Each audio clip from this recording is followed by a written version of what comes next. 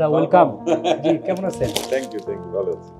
একটা ছোট্ট উপহার আমাদের এটিভির পক্ষ থেকে, এবং আমাদের একটা প্রোগ্রাম হয় অ্যাভিনিউ টু সাকসেস, যেখানে বিশ্বের সব সাকসেসফুল মানুষদের জন্য আমরা প্রোগ্রামটা করে থাকি। নট দ্যাট যে সে শুধু টাকার দিক দিয়ে সফল কিনা সেটা আমরা দেখি না, দেখি যে উনি ওনার কাজ দিয়ে আজকে একজন চঞ্চল চৌধুরী হয়ে উঠেছেন। এটাই মানুষ জানবে যে আসলে তার একজন চঞ্চল চৌধুরী হতে যে মানুষের কতটা কষ্ট করতে হয়। Thank you. আমাকে কি আপনার সফল মানুষ, এরকম সফল মানুষ মনে হয়? আসলে আমার জাজমেন্টের জন্য না, জাজমেন্ট হচ্ছে আপনার 17 কোটি বাঙালি দেখে এবং ওপার বাংলার আরো 5 কোটি বাঙালি দেখে যে একজন চঞ্চল চৌধুরী। হাওয়া, আয়নাবাজি, সবচেয়ে বড় জিনিস হচ্ছে যে মন পোড়া, যেটার জন্য আমি নিজেও টিকিট পাইনি হলে 17 দিন লাইনে থাকতে হয়েছিল। সেই মন পোড়ার একজন অভিনেতাকে আমরা পেয়েছি। কিভাবে চঞ্চল চৌধুরী হয়ে উঠেছেন সেই গল্প আমরা শুনবো। প্লিজ চলুন আমরা শুনবো আপনার কথা। চলুন। দাদা আমাদের স্টুডিও, এখানে 2 ধরনের শুটিং হয়। একটা হচ্ছে আপনার এখানে অ্যানালগ যে থাকে গতানুগতিক, আর এই পুরো পাশটা হচ্ছে আপনার ডিজিটাল। যে কোনো সেট আপনারা পেতে পারবেন এবং ক্রোমা। সেম স্টুডিওটার ডুপ্লিকেট কপি আবার বাংলাদেশে সেম আছে স্টুডিও, তো আপনি যে কোনো জায়গায় ধারণ করেন সেটা হচ্ছে আপনাকে মনে হবে লাইভ প্রোগ্রাম। বাহ, চমৎকার চমৎকার। এটা আমাদের নিজস্ব বিল্ডিং এ, চেষ্টা করেছি আপনাদের নিয়ে কিছু করার জন্য।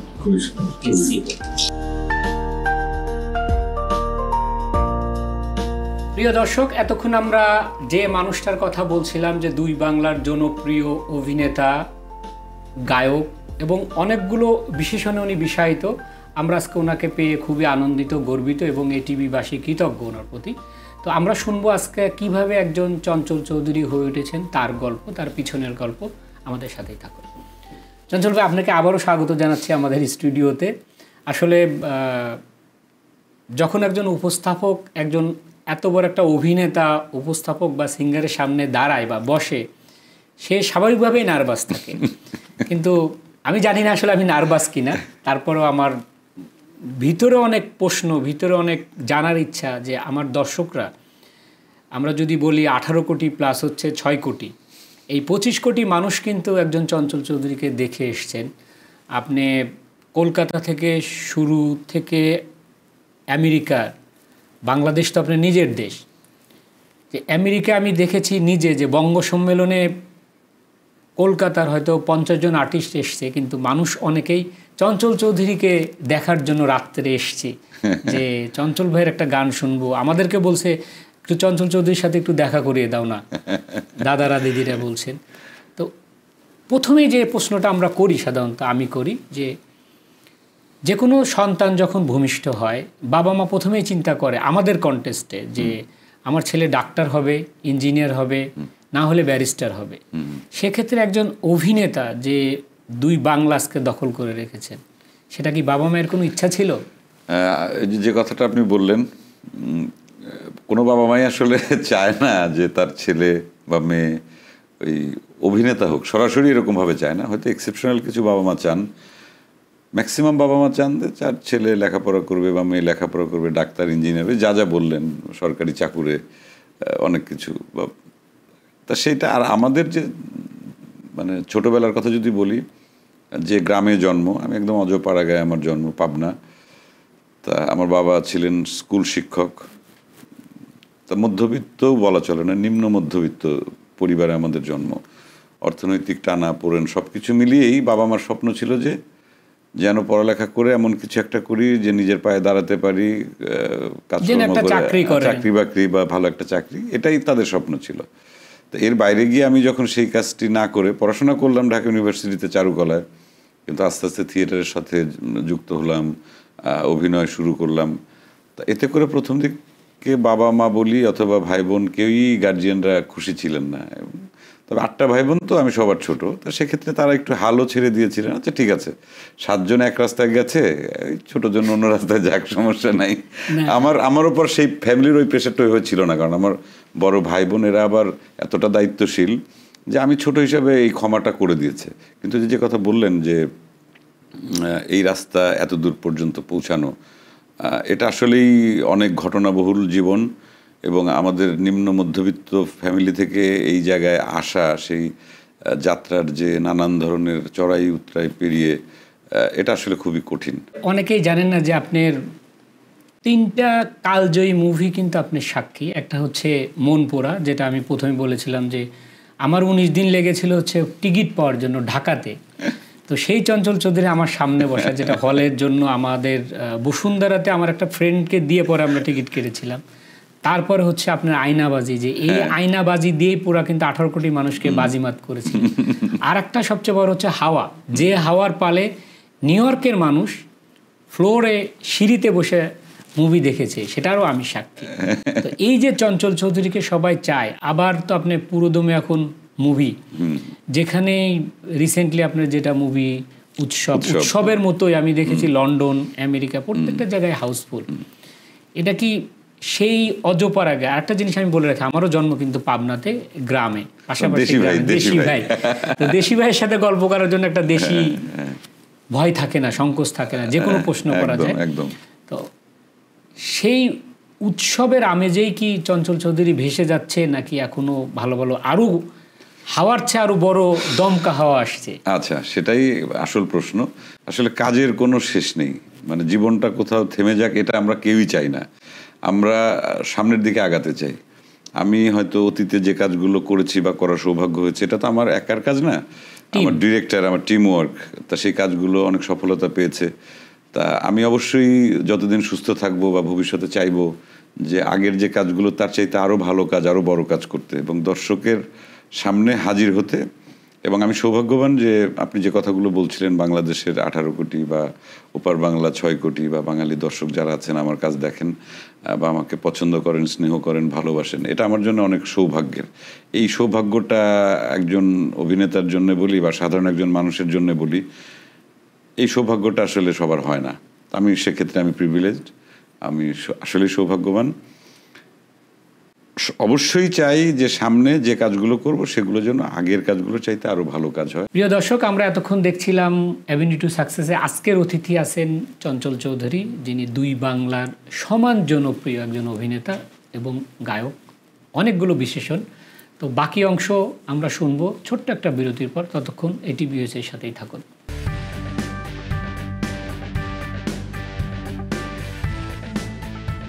প্রিয় দর্শক, আমরা আবারও ফিরে এলাম ছোট্ট একটা বিজ্ঞাপন বিরতির পর। চঞ্চল ভাই, আপনাকে আবারও স্বাগত জানাচ্ছি। আমরা হাওয়ার্সে দমকা হাওয়াও দেখব, সে চেষ্টা আমি করব। আমি চেষ্টা করব, এখন আমার ভাগ্যে আছে কিনা বা আমি যাদের সঙ্গে ভবিষ্যতে আরও কাজ করব তাদের সেই কাজ করার যোগ্যতা বা ভাগ্য আছে কিনা, কিন্তু আমি আমার চেষ্টাটা সবসময় আমি করি। এবং আমি সবসময় আমার অতীতের কাজগুলোকে মাথায় রাখি না, মনে রাখি। মাথায় রাখলে একটু সমস্যা হয় কি, যে ওই স্ট্যান্ডার্ডটা মাথায় একটা টোকা দেয় সবসময়, যে আমার তো অনেক বড় কিছু করেছি বা এরকম অনেকে যখন বলে ফেলে, আমি মাথা থেকে মুছে ফেলি। আমি মনে করি যে প্রত্যেকটা দিনই আমি যখন শুটিং করতে যাই বা যেদিনই ক্যামেরার সামনে দাঁড়াই, আমি মনে করি এটাই হচ্ছে আমার প্রথম দিন এবং এটা আমার শেষ দিন। কারণটা হচ্ছে যে এরপর যদি আমার কাজ করার সুযোগ না থাকে, অথবা প্রথম দিন আমি যে ভয়ে, ভীতিতে অথবা সিরিয়াসলি জিনিসটা দেখতাম যে না, আমাকে অনেক মনোযোগ দিয়ে কাজটা করতে হবে, সাধনার ভঙ্গিতে কাজটা করতে হবে, এখনও সেই ভাবনাটা বা সেইভাবেই আমি চিন্তা করি। একটা কোশ্চেন হচ্ছে আপনার সবার, যে আমি অনেক সময় ক্যামেরার সামনে দাঁড়িয়েছি, যে প্রথম দিনের যে ক্যামেরার সামনে দাঁড়ানোর নার্ভাস বলেন, অনুভূতি বলেন, সারা রাত ঘুম হয় না যে কালকে আমি দাঁড়াবো প্রথম। আমরা একটু আমাদের দর্শক ওইটাই জানতে চাই যে চঞ্চল চৌধুরীর অনুভূতিটা কি ছিল যে প্রথম যখন ক্যামেরার সামনে দাঁড়াচ্ছে একজন অভিনেতা হিসাবে? এটা না শুধু প্রথম দিন না, যেমন আজকে আপনার সামনে বসে কথা বলছে, এখনো কিন্তু আমার বুকের মধ্যে ধুক ধুক ধুক ধুক করছে, জানি না কেন। কারণ ক্যামেরাটাই আসলে অনেকের জন্য অনেক ভয়ের একটা জায়গা। এখানে যা কিছু বলা যায় এটা থেকে যায়, হ্যাঁ, এটা থেকে যাবে। এবং সেই থাকাটা কিভাবে থাকবে, ভালো হয়ে থাকবে না খারাপ হয়ে থাকবে, এটা কিন্তু একটা প্রমাণ, অনন্তকাল থাকবে। আপনার ছেলে, আপনার নাতি, তার দেখবে যে আমার বাবা, নাতি দেখবে আমার দাদা চঞ্চল চৌধুরী, এই যে দেখা যাচ্ছে মা। এবং সেটা আমি ওই মুভির বা নাটকের অনুভূতির সেটাই বলছি। আমি এই অভিজ্ঞতাগুলো আমার মঞ্চেও হয়েছে। প্রথম দিকে যখন আমি মঞ্চে কাজ শুরু করি, ওই মঞ্চে দাঁড়ালে পরেই হাত পা কাঁপতো, কিন্তু একটা পর্যায়ে দেখা যেত যে আস্তে আস্তে ঠিক হয়ে গেছে। তা এটা অভিজ্ঞতার সাথে সাথে সেই ভয়, ভীতিটা আস্তে আস্তে কমতে থাকে। ঠিক টেলিভিশন ক্যামেরার সামনে আমি যখন প্রথম দাঁড়াই, আমার সামনে ক্যামেরার সামনে ছিলাম আমি এবং বিপাশা হায়াতের সঙ্গে ছিল আমার সিকোয়েন্সটা, বিপাশা আপা। এবং আমিও চারুকলায় তখন পড়ি, বিপাশা আপাও চারুকলাতে পড়েন। বিপাশা আপার সঙ্গে আমার চারুকলার মানে সিনিয়র আপা হিসেবে ওনার সাথে পরিচয় ছিল, বা আমি তাকে চিনতাম। কিন্তু যখন অভিনয় করতে গেলাম, বিপাশা আপা তখন বাংলাদেশের কি বলবো, তুখোর অভিনেত্রী, জনপ্রিয় অভিনেত্রী। এবং আমার জীবনের প্রথম ক্যামেরার সামনে মামুনুর রশিদ ডিরেক্টর, উনি ডিরেকশন দিচ্ছেন, ক্যামেরার পেছনে মামুন ভাই মনিটরে বসে, আর ক্যামেরার সামনে আমি বিপাশা আপার সঙ্গে অভিনয় করছি। আমি সবেমাত্র আরণ্যক নাট্য দলে জয়েন করেছি, মামুন ভাইয়ের দল, মঞ্চ নাটকের দল। তো ওই দিন আমার মানে আগের সারা রাত আমার ঘুম হয়নি, যে আমি আসলে আগের সারা রাত ঘুম হয়নি টেনশনে, একদম সত্যি কথাই ঘুম হয়নি। মানে এমন না যে আমি এটা মিথ্যা বলছি, সারা রাত জেগে একদম। আমার কল ছিল সম্ভবত 7টার সময়, সকাল 7টার সময়, ঢাকাতে একটা অফিসে আর কি, বন বিভাগের একটা অফিসে, সুন্দরী নাটকের কথা বলছি আমি। ওই সুন্দরী নাটকেই প্রথম আমার ক্যামেরার সামনে দাঁড়ানো, একটা সাংবাদিকের চরিত্রে অভিনয় করেছিলাম। তা সারা রাত ঘুম হলো না, 7টায় কল ছিল, আমি 6টার মধ্যে গিয়ে হাজির। আমার আর সহ্য হচ্ছে না, আবার এদিকে ভয় ভীতি, কখন যাব ক্যামেরার সামনে, তারপর বিপাশা আপার সাথে অভিনয় করব। বিপাশা তখন মানে হার্ট থ্রব, সেই সাথে মানে কি বলবো। আর আমি টেলিভিশনে অভিনয় করব, এটা তো আমি আসলে আমার ছোটবেলায় কোনো স্বপ্ন বা এরকম কোনো কিছু ছিল না। এটা আসলে আমার কাজ করতে করতে আমি মঞ্চের সঙ্গে যুক্ত হই, মঞ্চ থেকে আবার টেলিভিশন থেকে সিনেমা, কোনোটাই কিন্তু এমন প্রিপ্ল্যান ছিল না যে আমি এটি করব। শুধুমাত্র মঞ্চে যখন কাজ শুরু করি তখন ইচ্ছা ছিল যে থিয়েটার করব, থিয়েটারের সঙ্গে থাকবো, সেটা অভিনয় হোক অথবা মঞ্চের পেছনের কিছু কাজ আছে। আমি যেহেতু চারুকলায় পড়াশোনা করেছি, set design, props design, costume design, আরও অনেক কাজ, সেগুলো দিয়ে শুরু করেছিলাম। প্রথম 10 বছর মোটামুটি ওটাই করেছি, ম্যাক্সিমাম কাজ মঞ্চের পেছনে থেকেই করেছি, তারপর সামনে আসা। প্রিয় দর্শক, আমরা এতক্ষণ দেখছিলাম অ্যাভিনিউ টু সাকসেসে আজকের অতিথি আছেন চঞ্চল চৌধুরী, যিনি দুই বাংলার সমান জনপ্রিয় একজন অভিনেতা এবং গায়ক, অনেকগুলো বিশেষণ। তো বাকি অংশ আমরা শুনবো ছোট্ট একটা বিরতির পর। ততক্ষণ এটিভিএস-এর সাথেই থাকুন।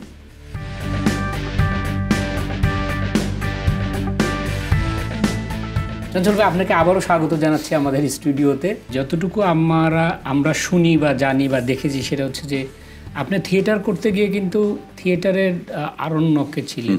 ওটার কিন্তু আমরা জানি যে আপনি ফ্লোর থেকে শুরু করে বাথরুম আপনার, মানে এই কথাটা হচ্ছে যে একজন কর্মী কখন চঞ্চল চৌধুরী হয়, যখন তার ডেডিকেশনটা 100% থাকে। যে আপনি একটা বাথরুম ক্লিন থেকে যদি ঝাড়ু দিয়ে আজকে এখানে ওয়ার্ল্ডের রাজধানী আমেরিকা, সেখানে এসেও আপনি রাজ করতেছেন, মুভি করবেন। তো এই ডেডিকেশনটা না থাকলে কিন্তু আজকে চঞ্চল চৌধুরী হয়তো আমরা পেতাম না। তবে থিয়েটারের প্রক্রিয়াটাই আসলে ওইটা, যারা নতুন সদস্য থিয়েটারে যখন কাজ করা শুরু করে, জুনিয়র সদস্য যারা থাকে, এটা প্রত্যেকের, সে যত বড় লোকের ছেলে হোক বা যাই হোক না কেন, থিয়েটারের একটা নিয়ম আছে যে যারা জুনিয়র তারা দলের গ্রুপের অফিস সেগুলোর দায়িত্বে থাকে, বা প্রতিদিন রিহার্সেল হতো সন্ধ্যার সময়, এই চা বানানো, চায়ের কাপ পরিষ্কার করা, ইভেন যে আমাদের যে অফিসটা ছিল আরণ্যকের, সেই অফিসটা সন্ধ্যার সময় রিহার্সেল শুরুর আগে আমরা সেটা নিজে হাতে ঝাড়ু দিতাম। আমার আবার যেটা ব্যাপার ছিল যে আমার ব্যাচে আমি একমাত্র টিকে ছিলাম, অন্য যে কয়েকজন ছিল কয়েকদিনের মধ্যে তারা আর থিয়েটার করলো না, আমি একা কন্টিনিউ করলাম। যে কারণে ওই জুনিয়র হিসেবে আমি তখন একা জুনিয়র ছিলাম, আর সবাই ছিল আমার থেকে মিনিমাম 5 বছরের সিনিয়র। তা ওই সমস্ত কাজই আমাকে করতে হতো, ঘর মোছা, ঝাড়ু দেওয়া, বাথরুম পরিষ্কার করা। এটা দীর্ঘদিন, এটা বললাম প্রায় 10 বছরের মতো এটা করেছি। এরপর আমার পরে যে ব্যাচ এসছে যারা আমার থেকে জুনিয়র, পরে আমার হাত থেকে তারা সেই কাজগুলো নিয়ে নিল। এবং থিয়েটারে মানে প্রতিদিন তো শো হতো না, মাসে 2-3টা করে শো হতো তখন গাইড হাউস মহিলা সমিতিতে।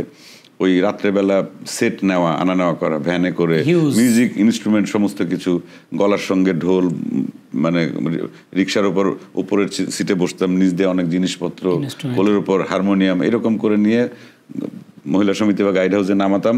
আবার শো শেষে আবার গিয়ে গ্রুপের অফিসে সেগুলো দিয়ে তালা চাবি দিয়ে, এবং আমার কাছে গ্রুপের 10 বছরের চাবিটা আমার কাছে ছিল যতদিন পর্যন্ত আমি ওই কাজগুলো করতাম। এবং সর্বপ্রথম আমি যেতাম গ্রুপে, না, এই জিনিসগুলো কিন্তু দর্শক জানে না যে চঞ্চল চৌধুরী আসলে কতটা স্ট্রাগল করছে। চিন্তা করে যে ও আচ্ছা মন পুরা করে সে তো 2 কোটি টাকা পেয়েছে, 2 কোটি টাকা দিয়ে চঞ্চল চৌধুরী হয়ে গেছে, কিন্তু না, 10 বছর যে স্ট্রাগল, এই জন্যই চঞ্চল চৌধুরী মন পুরা করে 2 কোটি টাকা আমি পাই না। মানুষের ধারণা, আমরা তখন দেখেছি যে মামুন ভাই বিশাল একটা 90 না 96 ইঞ্চি টিভি তখন উনি কিনছেন, ওইটাই ধারণা যে উনি যদি 90 ইঞ্চি টিভির দাম তখন ছিল 3 লাখ টাকা, তো ওই মনপুরা করার পরে কিন্তু উনি এটা কিনেছেন। না, আমি যখন যে সিনেমাগুলোই করেছি, আমাদের যে ঘরানার একটু তো মানে রেগুলার থেকে একটু আলাদা সিনেমা, তা সেখানকার বাজেট অথবা মানে যেটাই বলি না কেন লেনদেন, আর্টিস্ট পেমেন্ট এরকম ছিল না একদমই। তখন আমরা চিন্তা করতাম এটা একটা টিম ওয়ার্ক, সবাই মিলে যার যার শ্রম মেধা দিয়ে একটা ভালো কাজ করব।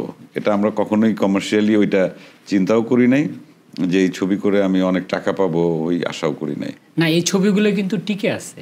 হ্যাঁ, যে এই ঘরও এখনো কিন্তু আমরা মনপুরা দেখার জন্য চেষ্টা করি।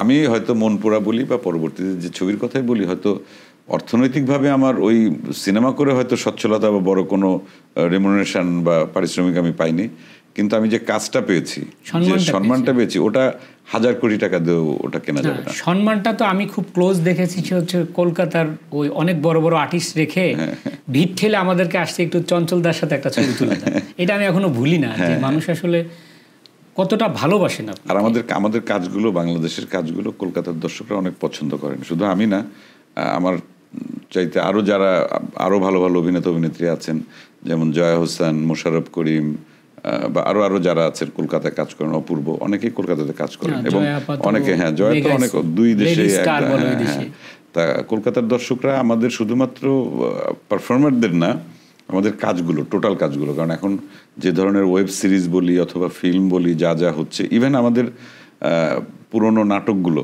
কলকাতার প্রচুর দর্শক সেগুলো দেখেন, অনেক ভক্ত আছে ওখানে, সব জায়গাতে, ওয়ার্ল্ডের সব জায়গাতেই আপনাদেরকে দেখেন, কারণ আপনারা একটা ফ্যামিলিগত এনভায়রনমেন্ট তৈরি করে মুভি করেন। আর একটা বড় জিনিস আমরা দেখি, সেটা হচ্ছে যে যতগুলো নাটক হয়েছে চঞ্চল চৌধুরী, অধিকাংশ কিন্তু পাবনার ভাষায়। হ্যাঁ, এটা লোকাল ভাষায়। এটার কারণটা হচ্ছে বৃন্দাবন দাস আর খুশি আপা। হ্যাঁ, খুশি বৃন্দাবন দাস, সালাউদ্দিন লাবলু ডিরেক্টর ছিলেন ম্যাক্সিমাম আমাদের নাটকগুলো। আমাদের একটা টিম ছিল, এখন আমরা কাজ করি একসঙ্গে, কাজের সংখ্যা হয়তো আগের চাইতে একটু কমেছে। তা বৃন্দাবনদার বাড়ি পাবনা, খুশির বাড়ি পাবনা, আমার বাড়ি পাবনা, লাবলুয়ের বাড়ি কুষ্টিয়া, আপনার বাড়ি পাবনা, এবং বৃন্দাবনদা পাবনার ভাষায় নাটক লিখতেন। ম্যাক্সিমাম আমার জীবনের সবচেয়ে বেশি নাটক করা বৃন্দাবনদার স্ক্রিপ্টে, সবচেয়ে বেশি দর্শক প্রিয় নাটকগুলো পাবনার। সবই তাই। নাটক বলতে আমি ম্যাক্সিমাম নাটকই করেছি গ্রামের ক্যারেক্টারগুলো ছিল, ওইটাই চঞ্চল চৌধুরী। আমরা কখনো ছুটটাই পড়া চঞ্চল চৌধুরীকে খুব কম দেখেছি। ওইটা আমি ছুটটাই পড়া ক্যারেক্টার ওইভাবে করা হয়নি, কারণ আমাদের গ্রামের নাটকগুলো এত জনপ্রিয় হয়ে উঠলো যে তখন গ্রামের কাজ, আর আমি বেশি স্বাচ্ছন্দ্য বোধ করতাম, কারণ আমার নিজেরও জন্ম গ্রামে, গ্রাম থেকে উঠে আসা, আমার গ্রামটা বেশি ভালো লাগতো, গ্রামের চরিত্রগুলো আমার চেনা, আমি খুব সহজেই অভিনয় করাটা আমার কাছে মনে হতো যে এটা আমার জন্য সহজ কাজ। হ্যাঁ, এবং সাবলীলায় অভিনয় হচ্ছে, যে খুশি আপা, বৃন্দাবন দাস, লাবলু ভাই, এগুলো তো আপনার একটা টিম ছিলেন। আমরা একটা নাটক হলে দেখতাম যে ওকে, ইভেন বৃন্দাবন দা, খুশি তো ছিলই, সেই সঙ্গে আমি, মোশাররফ, আকম হাসান, শামীম জামান, এখন তো আবার যুক্ত হয়েছে বৃন্দাবন দা খুশির 2 ছেলে দিব্য সোম, ওদের সঙ্গে অনেক নাটক করেছি। আমি একটা প্রসঙ্গ জিজ্ঞেস করি দর্শকদের জন্য, যে প্রত্যেকটা অ্যাক্টর অ্যাক্ট্রেসের একটা ক্ষুধা থাকে যে আমি এই ক্যারেক্টারটা করতে চাই বা আমি এর বায়োপিকটা করতে চাই। চঞ্চল চৌধুরী কোন ক্যারেক্টারটা পেলে মনে হবে না আমি একটা কাজ করেছি? আমার ওই রকম নির্দিষ্ট কোনো টার্গেট নেই যে আমি ওই চরিত্রটি করতে চাই, তবে জীবন ঘনিষ্ঠ গল্পে যে চরিত্রগুলো সমাজে এক্সিস্ট করে, মানে ফ্যান্টাসি চরিত্রে আমার খুব বেশি টানে না, সেই চরিত্র, এবং সেই চরিত্রটা যেন আমার আগের যে চরিত্র অভিনয় তার থেকে আলাদা কিছু হয়। মানে প্রত্যেকটা চরিত্রকে, কোন চরিত্রে অভিনয় করব তার থেকে বড় কথা হচ্ছে যে আমার কাছে যে আমার চরিত্রগুলো, অভিনীত চরিত্রগুলো যেন আলাদা হয়, দর্শক যেন বুঝতে পারেন যে না, এই চঞ্চল আর সেই চঞ্চলের মধ্যে পার্থক্য আছে, চরিত্রগুলোর মধ্যে পার্থক্য আছে। হাওয়াতে যে আপনি কাজটা করেছেন, এটা তো স্যালুট জানানো কাজ। যে পান খেয়ে প্রতিদিন 20-25টা করে পান খেতাম, গাল টাল ছিলে টিলে একদম বিশ্রী অবস্থা, এরকম 45 দিন। মানুষ কিন্তু অনেকেই এখন পর্যন্ত জানে না যে সেই মৃণাল সেনের চরিত্র অভিনয় করা, এটা আমার জন্য অনেক বড় চ্যালেঞ্জ। অভিনয় করা নিয়ে আমি যতটা ভয় পেয়েছি, তার সবচেয়ে বেশি ভয় পেয়েছি মৃণাল সেন করতে গিয়ে।